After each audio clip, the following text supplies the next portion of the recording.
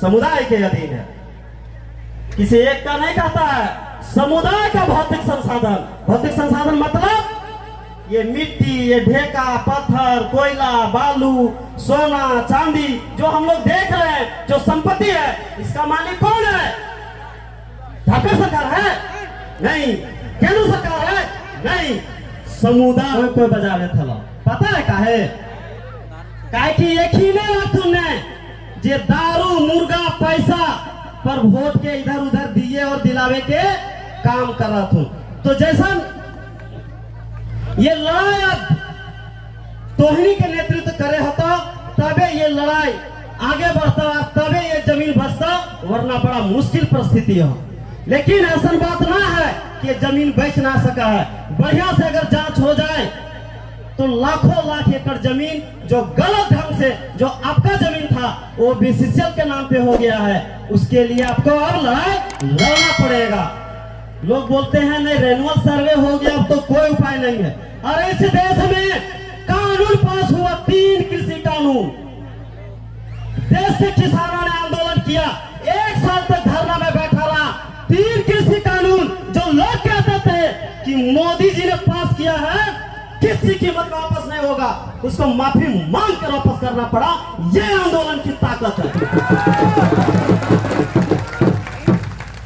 आप लाखों एकड़ जमीन किसानों का छलपूर्वक आप अपने नाम पे कर लेंगे और 20 साल बाद आप ऐलान करेंगे और बताएंगे कि बीसीसीएल का हो गया, तो मान लेंगे क्या? इसीलिए आपके पूर्वजों ने इतना संघर्ष करके झारखंड दिया था? नहीं। तो ये लड़ाई अब तोहनी के लड़ाई आगे आवे तो क्या हम फिर कहा कि एक में कहीं न कहीं खोट हो। हमनी जब छोटे रहा है, पैदा जब आई है तो दूध पी आई है। हम 2-3 साल न माँ के दूध पी आई है। ओकर बाद तो हमनी के पेटवा के भरा है, ये जमीन में भरा है, एक से पेट भरा है। तो जैसे हम इनके माय लागे, वैसने जमीनवा भी हम इनके माय लागे। आप तोहनी माय के रूप लागी। अगर तोहनी एक माय के दर्द ना समझबी तो कोई ना समझ सको हो। ये बात हम कहे चाहते। तो लड़ाई हमनी के 2 तरह से लड़े हतो। एक लड़ाई जकर आह्वान मोतीलाल दा करके गेला कि 24 में दारू मुर्गा से ऊपर उठ के वोट दिए तो, और दूसरा लड़ाई जमीन में लड़े हतो। आज रेती खतियान केकरो नाम पे हो, ओकर जमीन में कोई बिहारी या बारी घर बनाने ले। जब पूछे सीओ से ये कैसे हुआ, कोई जवाब नहीं। बृहस्पतिवार को आइए, बृहस्पतिवार के मिले हैं आएगा। राजेश बढ़िया जाने वाला। कलस्टर सर्वे में रैयत का नाम है, रेनुअल सर्वे में रैयत का नाम है। 2016 तक उसके नाम से रसीद कट रहा है और कंपनी फर्जी डेट दिखा के कोर्ट से नोटिस भेजता है कि जमीन खाली कर दीजिए। अली बाबा का ढाबा है, जमीन खाली कर दे। नोटिस देके और कहता है कि आप टाइटल सूट में आइए। तो टाइटल सूट में, ओरिजिनल सूट में लड़ने के लिए पैसा देना पड़ता है हैवी। तो आदमी मतलब अपने जमीन सारा पेपर सही रहने के बावजूद भी वो केस लड़ता रहेगा। तो इतना सारा काम यहाँ का स्थानीय प्रशासन, यहाँ का जिला अधिकारी और सरकार में बैठे लोग के साथ ये खेला बेला हो रहा है, वरना लाखों एकड़ जमीन का इतना बड़ा घोटाला यहाँ हो नहीं सकता था। हम यही कहना चाहते हैं, लड़ाई को अब आपको सीखना पड़ेगा। बड़का गांव की लड़ाई, वहां के लोगों ने ये आपकी तरह नहीं कहा कि नहीं सरकार का जमीन है तो देना ही पड़ेगा, कोयला निकलना है तो देना ही पड़ेगा। लोग बोलते हैं नहीं संपत्ति तो सरकार की है। कहां लिखा हुआ है सरकार की संपत्ति है? जमीन तो सरकार की। कहां लिखा हुआ है जमीन का मालिक सरकार है? अरे जमीन का मालिक सरकार नहीं है। जमीन को हम लगान जो है हम लोग सरकार चलाने के लिए चंदा देते हैं। आज भी टाना भगत लोग अपना जमीन का लगान नहीं देता है, बोलता नहीं देंगे, हम मालिक हैं, नौकर नहीं है। और हमारे अंग्रेजों के खिलाफ पूर्वजों ने इसी बात की लड़ाई लड़ा था कि हाँ हम तुमको लगान भी नहीं देंगे, जमीन का टैक्स भी नहीं देंगे, ये जमीन हमारी है। तो उसमें एक समझौता होता है। अब समझौता होने के बाद कहता है ठीक है सरकार चलाने के लिए चंदा नहीं है लेकिन मालिक हम हैं। और बात बता कराते हैं। जो गैर मजरूआ जमीन है, जो गांव की जमीन होती है, वो तमाम जमीन बीसीसीएल अपने नाम से। कैसे हो गया रे भाई? अगर रैयत है तो उसके बगल वाला गैर मजरूआ जमीन का मालिक रैयत का होना चाहिए। बीसीसीएल रजिस्टर 2 में कैसे चढ़ा लिया? वो कैसे कर लिया? बोलता है कोई आधार नहीं। मतलब समझ रहे हैं? ये पूरा का पूरा जमीन का खेला है। तो कैसे मिलता है गैर मजरूआ जमीन में पट्टा? कैसे उस पर मिलता है? जो वहां जोत आबाद कर लेता, तो बीसीसीएल का यहाँ जमीन में जोत आबाद कर ले आले, कोरले आले, खेत बनैले आले, लगैले ले धान मकई गेहूं, कैसे वो आ गया? तो कहीं ना कहीं सीईओ के ये बदमाशी है। तब जाके ये सारा खेला हुआ है। पूछते हैं तो कहते हैं कोई रिकॉर्डे नहीं है, कोई जवाबे नहीं है। तो ऐसे सरकार चलेगा? कोई जवाबे नहीं है। और आज भौरा में वहां पर भूमि अधिग्रहण का कोई कानून इंप्लीमेंट नहीं। 22 एकड़ जमीन का पेपर दिखाता है, 600 एकड़ का वो, और जिसमें कोई नौकरी मुआवजा नहीं, कुछ नहीं दिया, उसमें काम चालू कर दिया। अब बताओ, जब लोग आंदोलन करते हैं, बात करते हैं कि भाई बीसीसीएल बताओ कि तुम हमको कौन सा सुविधा दिया, कैसे क्या किया, कुछ नहीं बताता। बीच में कौन आता है? ठेकेदार कंपनी। तो ये ठेकेदार कंपनी वहां का एक कोई कंपनी है जिनको वो भी हटाने का काम मिला है, और वो प्रशासन को पीछे छोड़ के साला अपने गोली बारूद करने लगता है। अब उस पर कोई कार्रवाई नहीं होता है, और भी पुलिस के सामने होता है। तो ये गुंडागर्द, तो ये ठेकेदारी नहीं है, ये ठेका के नाम पर गुंडाई है। कहने को तो ये बीसीसीएल सरकारी कंपनी है, लेकिन कैसा सरकारी कंपनी? जब अपने से कोई काम नहीं करता है, वो भी हटाने का काम किसको दिया? प्राइवेट कंपनी को। अब प्राइवेट कंपनी को दिया तो नौकरी मुआवजा देता है क्या? नौकरी देता है क्या? बिल्कुल नहीं। तो जाहिर सी बात है कि आपका जो अधिकार है उसको खत्म करने के लिए, लूटने के लिए, वो सीधा ठेकेदार को देता है। ठेकेदार का मतलब गुंडा हो गया। गुंडा इसलिए हो गया है क्योंकि जब बात हो रहा है प्रशासन से, बात हो रहा है बीसीसीएल से, तो बीच में वो आ जाता है गोली बारूद करने। कराता है ना भाई? तो कहा है गुंडा नहीं है तो कहा है? तो गुंडा नहीं कहे तो कहा है? एलपी सिंह क्या है वो? तुम बताओ। अगर बात हमारा सरकार से है तो तुम बीच में आता है, तो तुमको गुंडा नहीं कहे तो फिर क्या कहे? तो ये गुंडे से,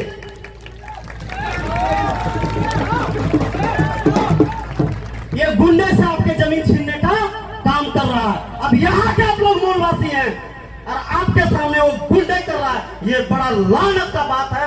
अब कोई उपाय नहीं है, अब आपको लड़ना ही पड़ेगा। अगर वो शहादत मांगता है तो शहादत ही सही, लेकिन आप लड़ाई जमीन की लड़ना पड़ेगा। एक लड़ाई राजनीति की लड़नी होगी, वोट की, और एक लड़ाई जमीन में सीधा लड़ाई लड़ना पड़ेगा। तैयार है? तैयार है क्या? हम ताली बजवे ना ले जाओ, ताली बजावे भी ना बोलेंगे। हम ये कहे नहीं उन्हें कि जमीन कैसे बचा लेना है। अगर हम लोग जमीन नहीं बचाएं तो आज हर कॉलोनी में बाहरी लोग आकर कैसे बसा सीएनटी का जमीन है, कैसे अति कर लिया, सारा पेपर जमीन मालिक के पास है, फिर भी कैसे कब्जा कर लिया, कोई नियम कानून पालन नहीं हो रहा है। तो कहीं ना कहीं आज समय आ गए हो कि अब हमने के जमीन बचवे के लिए जमीन में भी लड़ाई जरूरत हो। अब थोड़ा सा बड़का गांव को लड़ाई बताइए। वहां के लोगों ने जब 36 को ब्लॉक आवंटन किया गया, साफ कहा हम जमीन नहीं देंगे, हम कोयला भी नहीं देंगे, ये कोयला हमारा है। जब कहा कैसे, तो इनके तो डर लागो नहीं कहले, तो इनके बड़ा बाबू को कहले डर लगतो, कंपनी के कहले डर लगतो। वहां का बच्चा बच्चा कहता है कि कहां लिखा है संविधान में, बताओ सरकार कहां मालिक है? तो संविधान में पता है क्या लिखा है? संविधान में लिखा है 39B लिखता है कि समुदाय का भौतिक संसाधनों का स्वामित्व और नियंत्रण समुदाय के अधीन है। किसी एक का नहीं कहता है, समुदाय का भौतिक संसाधन। भौतिक संसाधन मतलब ये मिट्टी, ये ढेका, पत्थर, कोयला, बालू, सोना, चांदी जो हम लोग देख रहे हैं, जो संपत्ति है, इसका मालिक कौन है? झारखंड सरकार है? नहीं। केंद्र सरकार है? नहीं। समुदाय, समुदाय का भौतिक संसाधन। समुदाय मतलब हमनी तोहनी सब जो यहाँ बसली अगल बगल के ही, वो मालिक ही, सरकार मालिक ना है। और वहां 3-3 रोज कंपनी के भगा देंगे। अभी अडानी मोदी जी के एकदम खास मित्र पानी पिए ले थे, वो पानी यहाँ पिलावे की जरूरत है। तो वहां के लोगों ने ये बात कहा कि हम जमीन नहीं देंगे। तो क्यों नहीं देंगे, क्यों नहीं देंगे? वो कहता है विकास के नाम पर दे दो। तो क्या एक आदमी का विकास विकास है? अगर विकास है तो कितना आदमी का विकास हो गया? तो जाके देखिए कई सारा गांव है जो हमको लगता है कि वो गांव के अगल बगल पूरा कोड़ दिया गया है, वो गांव आज न कल उजड़ने वाला है। उन लोगों का जीवन स्तर कितना ऊंचा हो गया।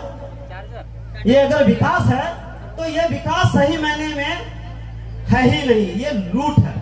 इस लूट को सीधा लूटे तो रंगदारी हो जाएगा, इसलिए विकास के नाम पर लूटते। तो विकास के नाम पर आपकी जमीन को कब्जा करना, विकास के नाम पर आपके कोयला को लूटना, ये उनका काम है। अब आपके यहाँ 1 एकड़ जमीन में हमको लगता है 1 अरब से ज्यादा का कोयला है। झारखंड में औसतन 70 करोड़ का कोयला है, लेकिन झरिया पूरे भारत में नंबर 1 कोयला में जाना जाता है। यहाँ पर कोयला का बहुत अच्छा ग्रेड है। तो 100 करोड़ का कोयला 1 एकड़ में है।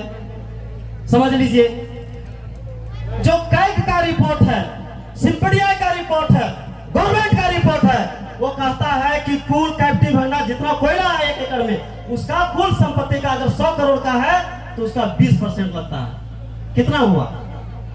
20 करोड़ हुआ। 20 करोड़। उसके बाद आपको बोलते हैं नौकरी दे देंगे। नौकरियां की रस्म मरता है तो नौकरियों को जोड़ देते हैं। फायदा है कि नफा है, तो देख लीजिए। तो नौकरी में कितना देता है? 20,000। अरे भाई आप बहुत बड़ा थी थोड़ी है आपको, चूंकि अब तो ले रहा है आउटसोर्सिंग कंपनी, आपको वो होने मिलेगा। वो सारा काम मशीन से होगा। कुछ लोग को गांव का प्रभावशाली लोग को मिला लेगा, लेकिन चलिए दे ही देता है। तो बहुत से बहुत क्या देगा आपको? 20,000। 20,000 का नौकरी ना, साल भर में 2,40,000, 30 साल में 72 लाख मुआवजा दे रहा है क्या? चलिए मुआवजा दे दिया। आप लोग बहुत लड़ाकू लोग हैं, 1 करोड़ रुपया मुआवजा ले लिए, मान लेते हैं। अरे 72 लाख हो गया आपका नौकरिया वाला। उसके बाद क्या देगा? तो अच्छा कर्मा में बाजा बजाना है, 50,000 चंदा दे दो समिति वालों को। अच्छा धूल ज्यादा उड़ रहा है, पानी को अधिक करने टैंकर के नाम पे कुछ लड़का लोग को मैनेज कर लो, चलो 50,000 दे दो। बहुत दे दिया तो 1 करोड़, तो 2 करोड़ मान लेते हैं। तो कितना हो गया उसका? 22 करोड़ खर्चा हुआ। और चीजों को मिला दे 25 करोड़, 3 करोड़ और जोड़ देते हैं, फिर भी कंपनी को 1 एकड़ में कितना बचा? 75 करोड़। कितना बचा? 75 करोड़। और आप लोग को 1 करोड़ भी नहीं मिला। तब बताइए विकास किस तरह हुआ? कंपनी खुआ के तोहनी खुआ? तोहने बताओ, तो इनके विकास हो रहा है। तो मतलब कंपनी के विकास के लिए तो इनके पुरखा जमीन